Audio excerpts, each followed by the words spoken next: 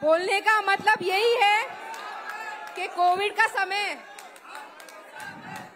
पूरी तरीके से कोविड से हम बाहर निकलते उसके पहले हमारे सामने एक बड़ी अड़चन और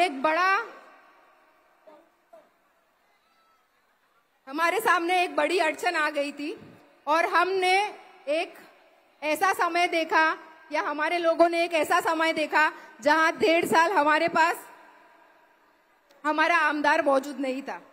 लेकिन दादा, आपको बताना चाहूंगी, उस 1.5 साल में मुझे जब जब जरूरत पड़ी, मैं आप सभी लोगों को आज मंच पे कहती हूँ कि अगर मुझे आज ऐसे जरूरत लगी कि दादा के पास जाके कोई सोल्यूशन निकालना है, और आज रात में 9 बजे भी मैंने फोन लगाया तो दूसरी सुबह 8 बजे मुझे उन्होंने अपने कार्यालय में या अपने बंगले पे बुलाया, और जब जब मैंने उनके पास गुहार लगाई तब तब उन्होंने मुझे उस मसले का हल निकाल के दिया। यहाँ हमारे सामने बहुत सारी बहनें ऐसी खड़ी हैं जिनका घर टूटने वाला था, जो बेघर होने वाले थे, लेकिन उस कार्य में भी दादा ने मुझे डायरेक्शन दिया, मेरा साथ दिया, और इन सारी बहनों का और भाइयों का साथ दिया, उनको हक का घर दिलाने में मेरी पहल की।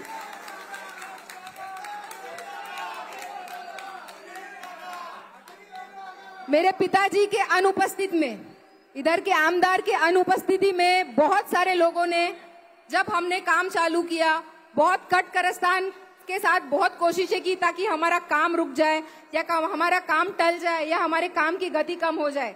लेकिन हर वक्त दादा ने कभी वादा, जो बोल रहे ना, दादाचा मतलब बळ आणि वादा, दादाचा वादा बळ, तर त्यांनी आम्हाला खरं अर्थाने ते शब्द मांडून तेव्हा दिलं होतं।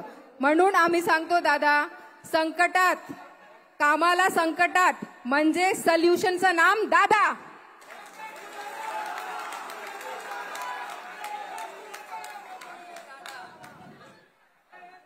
हम सभी इधर जन सम्मान यात्रा के माध्यम से इकट्ठा हुए हैं, और हम सब ये भी जानते हैं आज से 2.5 साल बाद हमें ये मंच मिला है, और 2.5 साल बाद हम इधर इकट्ठा हो रहे हैं जन सम्मान यात्रा के जरिए। जन सम्मान यात्रा का विशेष बोले तो माझी लाडकी बहन योजना। दादा, आपको बताना चाहेंगे हम कि जब माझी लाडकी बहन योजना की घोषणा हुई तो जब हमने फॉर्म भरना शुरू किया तो बहुत सारी महिलाओं के दिमाग में कुछ भ्रम निर्माण करने की कोशिश की गई कि ये खाली वोट खरीदने की कोशिश है, या ये खाली एक डेटा कलेक्ट करने का उन्होंने एक शुरुआत की है, या सीएए, एनआरसी, ऐसी बहुत सारी चीजें बताई गई। लेकिन हम सकारात्मक आगे बढ़ते रहे और हम लोगों के लिए सहायक बनके उनका काम करते रहे, उनको फॉर्म भरते रहे। हम 17 अगस्त का बहुत बेसब्री से इंतजार कर रहे थे, लेकिन आपको बताना चाहूंगी 14 अगस्त की शाम को जब मैं और मेरे पिताजी एक साथ प्रवास कर रहे थे तो अचानक 7, 7:30 के टाइम पे हमें दोनों जन को फोन, व्हाट्सएप, स्क्रीनशॉट आने लगे। तो बोले, ताई पैसा आला? बोले, कोणते पैसा आला? तो बोले 3,000 रुपये बैंक अकाउंट मध्ये आलं, हमारे अकाउंट में 3,000 रुपया आ गया। तो वो सुन के भी हमें बहुत संतुष्ट फील हुआ। हमने बहुत, बोलते ना, जो हम एक सकारात्मक सोच लेके चल रहे थे, उस पे एक सिक्का मोर्तब उस दिन 14 अगस्त की रात को हो गया। ऐसा हाल है कि वो होने के बाद जिनका नहीं हुआ, आज वो हमारे सामने आते हैं, हमारे पास आते हैं और यही बोलते हैं कि हमारा नहीं हो रहा है। आज इधर मंच पे आने से पहले कितनी महिलाएं ऐसी है कि दादा, तुम्हें 65 साल से जो उम्र है उनका आपने वो रखा है, मैं 65 साल के ऊपर हो गई हूँ, हमारे लिए भी कुछ करिए। तो हमने उनको यही बताया है कि आपके लिए भी है, आप आइए, हम आपको गाइड करेंगे।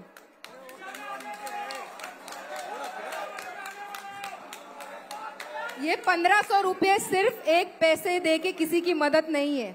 हमारे इस अणुशक्ति नगर तालुके में दादा, आप देखिए, 70% ऐसी महिलाएं हैं या ऐसे लोग रहते हैं जो बहुत गरीब टप्पे से आते हैं।